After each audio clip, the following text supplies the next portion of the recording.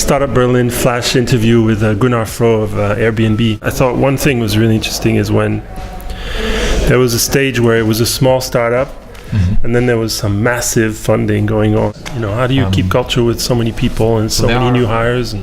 There are different ways. On the one hand, the way we interview is very elaborate. It's a very long process, and we have a standard framework that we put candidates against, and cultural aspects are a big part of that.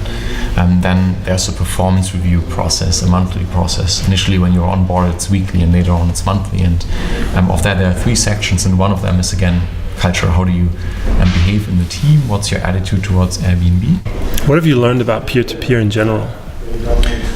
We've done a study about how Germans embrace sharing and in what areas. 55% of Germans are sharing assets. But it could be with a neighbor. It's not facilitated online, but they do it. They'll share something. They do it, and they are extremely open to trying it with strangers. Then comes the trust issue. We've also asked about this. And in general, this is only Germany. In general, the attitude is the vast majority, over 80%, don't trust a stranger. And how do you build trust? The best way, according to that survey, is through recommendation of a friend.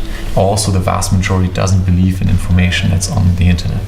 So even if you build a profile for yourself, they don't trust it. It has to be somebody they know who vouches for that person. Right, we have to show the connection, the real world connection, and not just maybe our own estimate or assessment.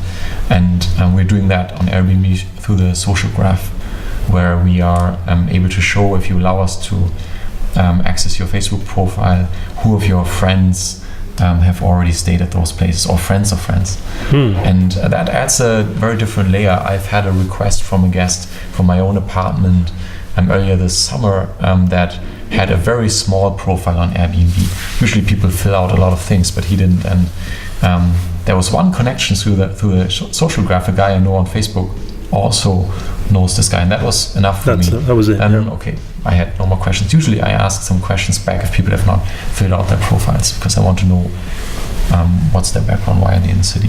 Cool. Thank you very much, Gunnar. Thanks for your time. Yeah, thank you. All right.